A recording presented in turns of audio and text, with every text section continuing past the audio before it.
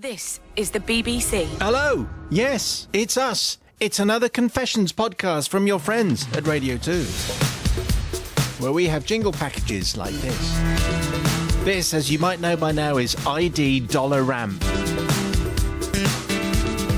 Nice, huh?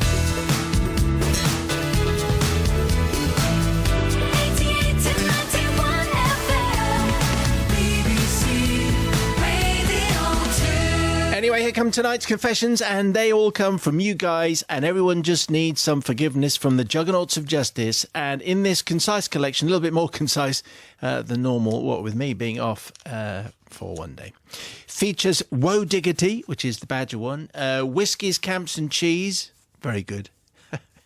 In fact, that's unbeatable. And Writing to Reach You, which is the message in a bottle story. Here they all come. Father Simon. Forgive me, Father Simon, Sister Bobby, and Reverend Sportsman in the cheap seats. Hey, that's me. That is you. Back in 1991, I had recently passed my driving test, and once the urge of freedom had been taken, I discovered an interesting thing. And this interesting thing is women from beyond the village. Who knew? Well. After an agreeable meeting with a lady who would go on to become my first wife, there's so much history in that. My first wife? There's so much history in that half a sentence. Yes. After an agreeable meeting with a lady who would go on to become my first wife, I was returning early one summer morning to my lodgings, feeling very happy with myself. The driveway to the place where I was working and staying at the time, which is a local health spa, was 1.5 miles long. And as I approached the place, it was in darkness apart from my headlights. It's possible I may have been thinking of other things as I drove up, which meant that I almost didn't see what was in the road ahead of me, but I managed to slam on the brakes just in time. I discovered someone driving away from the spa hours earlier had knocked over a badger, which lay very still in the road ahead of me. Being an animal lover, I got out to see if there was anything I could do, but a quick check confirmed it was too late to help him out. Not wanting to leave the creature in the middle of the road for someone else to hit, I decided to do the decent thing and bury the badger. Luckily, the health spa was being renovated at the time, meaning the plan I'd quickly formed could be executed without... What are you laughing at now? Oh, I'm well ahead here. Go on. Luckily. The health spa was being renovated at the time, meaning the plan I'd quickly formed could be executed without alerting anyone else. Using my staff keys to unlock it, I found a shovel and a torch in one of the maintenance buildings. I then carried the late badger to the back of the grounds and, blessed as the spa was with 50 acres of lush rolling land and a lot of grass, I started to dig a grave far away from the main building. After what seemed like hours, the grave was almost deep enough.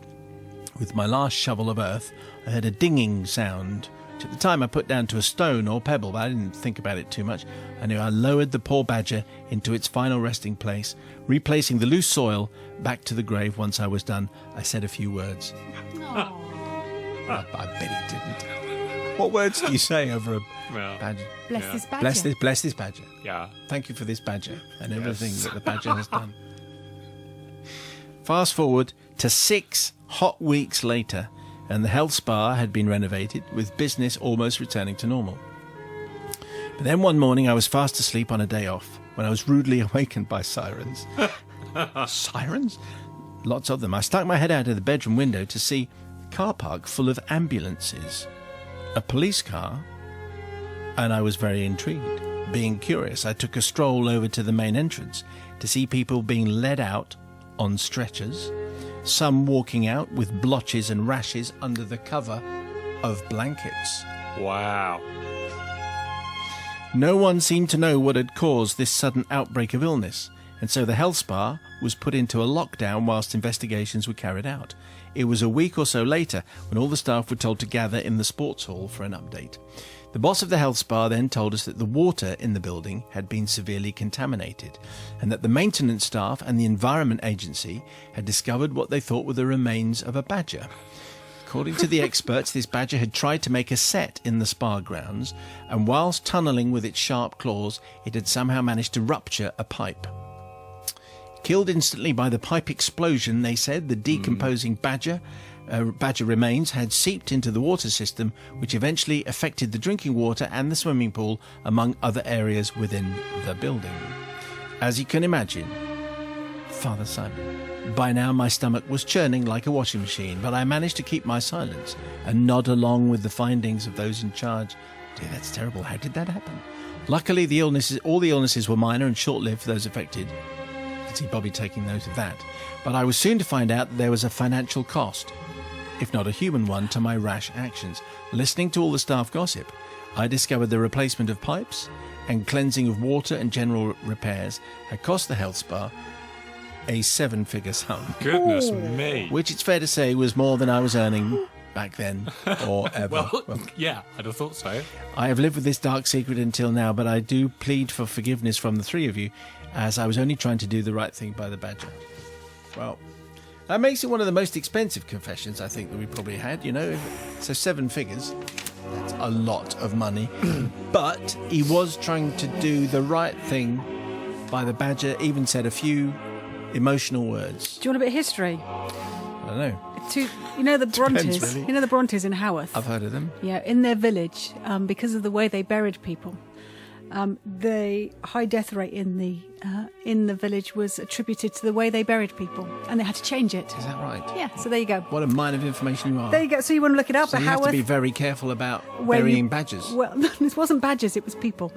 So there you go. Same Bit rules. darker. Anyway, what I was going to say was, the thing is, it's stupid, is you try to do a good thing. The only thing is about burying, I don't have this thing about burying animals, is if their relatives go looking for them, they don't know where the body is. They think they've run off with someone else. So you know. Do you think they think like that? Well, I think they could do. So Where's Barry gone? Oh, he'll have gone off. Barry, Gone for that other badger, you won't he? could see the way he was looking at Mary the badger. because there's no evidence. So that's my only thought. But you know what? The thing is all your intentions were good.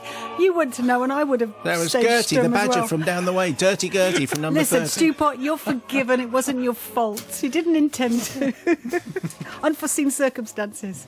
Yeah, a lot of immorality going on here, I think. What do you think, Father Well, Matthew? 7 figures to fix a pipe. Need a new plumber there, mate. 7 figures? All the other I mean, pipes. Come on. They went into the swimming pool. Yeah, well, you just fix the pipe. Fix the pipe. 7 figures, that'll be... What?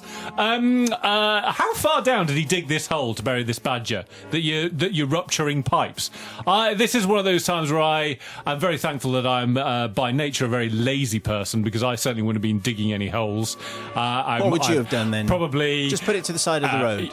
Yes, Fair enough. yes, I'd like to think I'd have done that, or maybe I'd have just, done Swerved. nothing. Yeah, but of course I wouldn't have done that. I would have Done the right contacted thing. the authorities. The badger authorities. So I am going to forgive, but not the plumber who's charging 7 figures to mend a pipe. Father Simon and the Holy Collective, I write to you, seeking forgiveness for a breach of trust committed by myself 35 years ago. It's been a closely guarded secret known only by myself and one other person, a burden which I now feel I have to finally get off my chest. It's the summer of 1982, and I was a young, fresh-faced lad with a pretty new girlfriend in tow. We'd been going out for about 6 or 7 months, and all was going well. I was in love, a fact confirmed by my mother, who said I was off my food. A telltale sign, she said. On one particular visit to my girlfriend's house, she informed me that the following weekend she would be going on a church camp with her parents. She went on to explain that a church camp consisted of turning up in a field somewhere in Dorset on a Friday evening, followed by a coffee with the fellow campers, a free day on Saturday with maybe Skittles evening down the local pub that night, and a church service on Sunday morning either in the field or at the local church, which was optional. Well, this sounded bearable, and not wanting to be parted from my new love for any longer than 5 minutes, I asked if I could tag along. This request was granted, and so a week later, found myself in a field somewhere in Dorset, ready to pitch up. The normal routine was for all the adults to put their caravans and tents at one end of the field, and for the younger ones to pitch their tents at the other end. And so I put my tent up next to my girlfriend's, and as far away from the parents as possible. You get the general idea. That evening, after the communal coffee, my girlfriend's parents assembled in one of the caravans, and some of their friends were there for a game of cards, some cheese and wine, and a couple of whiskies. Really? They're not Methodists, are they? After an hour or two, we established that the parents were far too sloshed to bother to check us out. They're probably high church Anglicans or something. So we decided it was time to head for bed.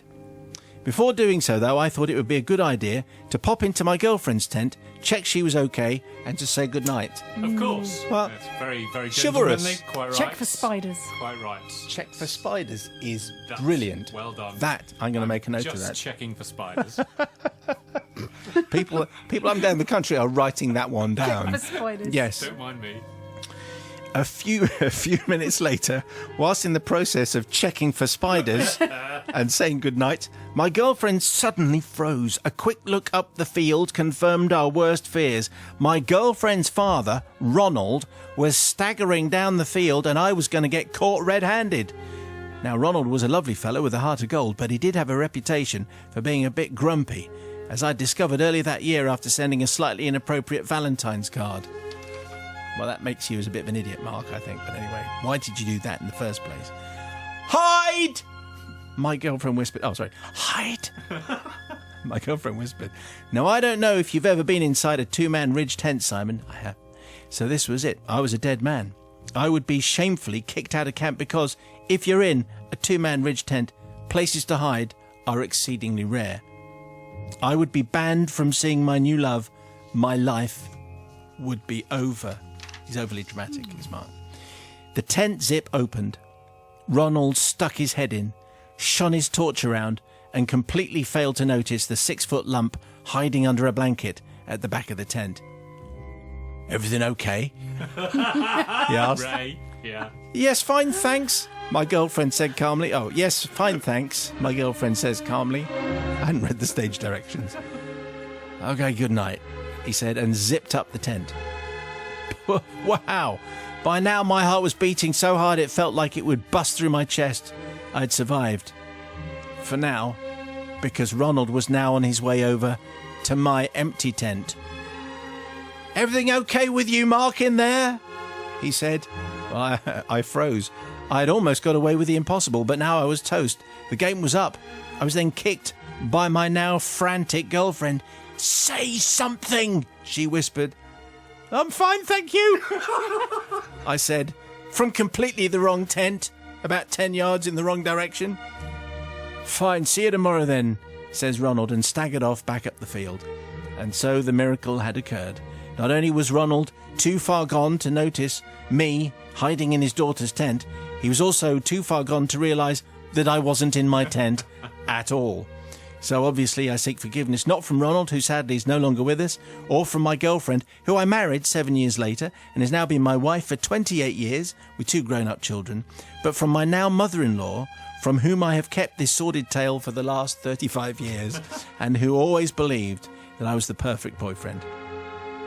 And also from you, Father Simon, and the rest of the Holy Crew, because I am now fessing up to this terrible tale. Well, it's an interesting... We have quite a few confessions of people checking the spiders. But I like camping confessions. They're very good. Church camp confessions present an interesting kind of sitcom situation, yes. Comedy kind of feel. Obviously, sitcom meaning situation comedy, so just repeating myself. It's the same kind of thing. I like that vibe very much. Mark, thank you for your tale. What do you think, Sister Bobby? I think this is really easy because you were just checking for spiders. That's what was happening. That's so right. I think, given the situation, you were being chivalrous. Chivalrous? Is that right? Chivalrous. Yeah. Because anyway, you were being shimmery. Oh, yeah. Very shimmery. And so I can't think you actually really genuinely did anything wrong, of course, because what you did do is when the dad went back is obviously you returned to your tent, didn't you, after That's right, checking because for it doesn't spiders? take long to check for spiders, like a couple of minutes. Yeah, I would done. think. I think in this time, Mark, even though it was 35 years, I think also the very fact that you married the young lady and she's now your wife, I think it is safe to say that it's okay, and this time you're forgiven. Okay, thank you very much.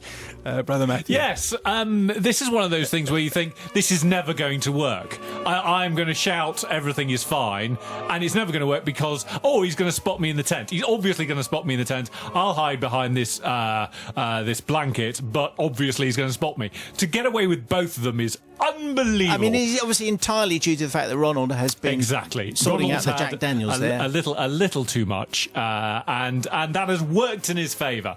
So once again, the Whiskies helped out. So I am going to say forgiven. Dear Simon and the Pastors of Pardon. Have we had Pastors of Pardon before? Okay. Now we're entering the holiday season, I'm reminded of an incident that has weighed heavily on my conscience for many years.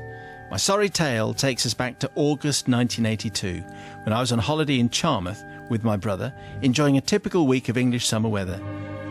These were cold, wet and windy days, interspersed with sunshine that would unexpectedly fry our skin in a matter of minutes. But we didn't care because we were young, beer was 60p a pint, and Come On Eileen had been at number one for weeks. 60p a pint? 60p a pint, imagine that. Oh, yeah. But you only earned like £1.50. Oh, right. And so it was on one particularly fine day. We were on the beach at Charmouth, trying to summon up the courage to brave the waters. I was doing my best to look cool in my brown floral swimming trunks. That's not going to be likely, is it? Going out just far enough to make it look like I was actually going in, whilst not far enough for the icy waters to reach my nether regions, which is always that crucial moment. Yes. Oh, okay. Really?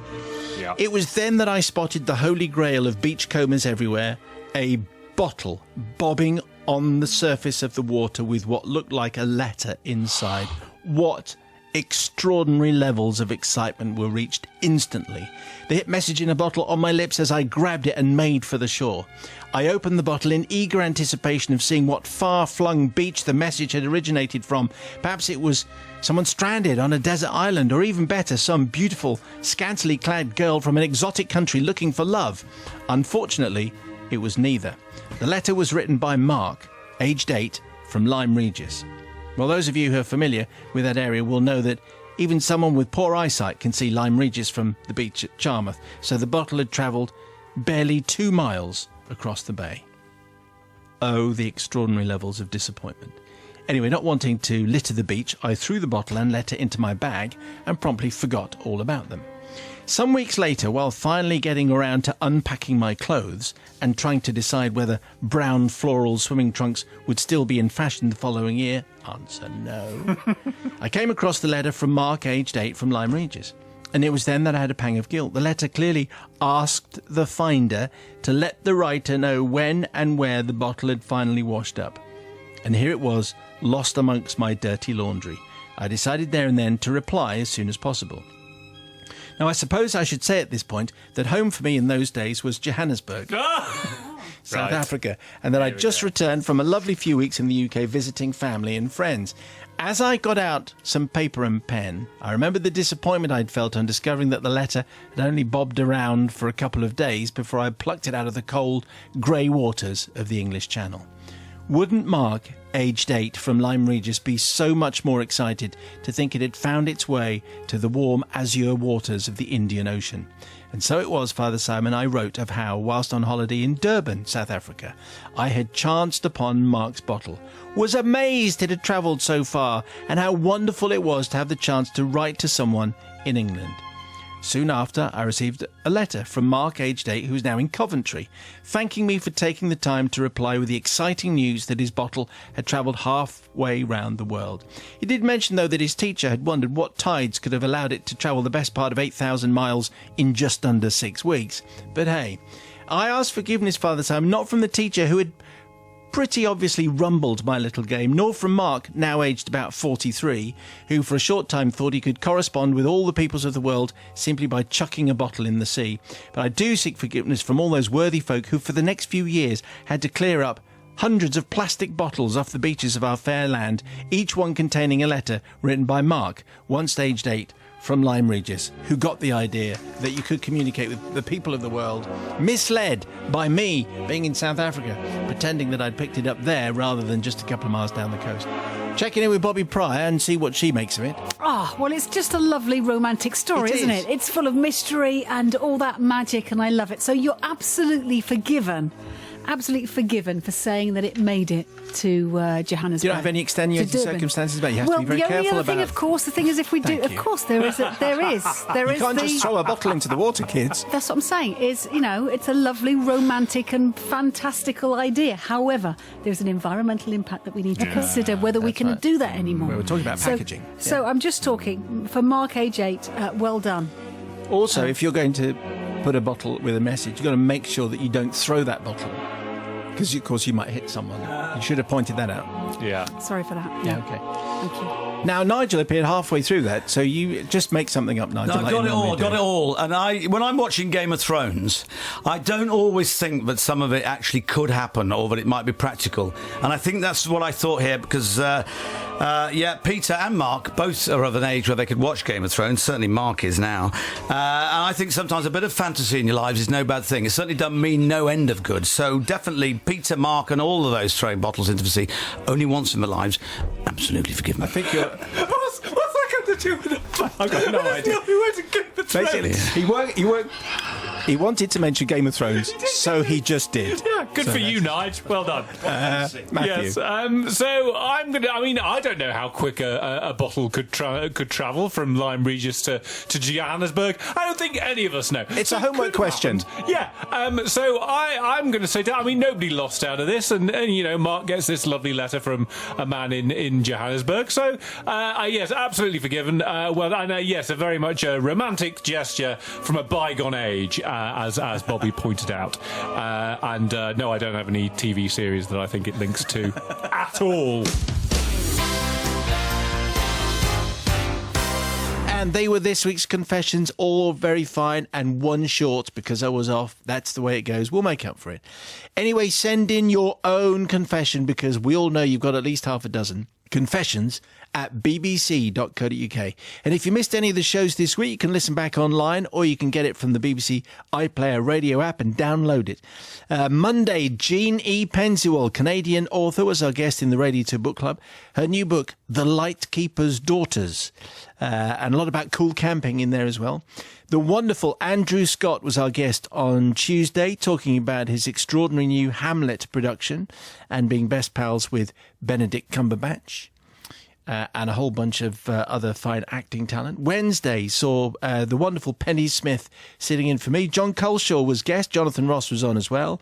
And Foodie Thursday, Nigel whipped up barbecued pork chops with tomatoes, sage and broad beans. And if you made it to the end of last week's podcast, I asked you to tweet me with the top phrase, "Spiked my drink, boss."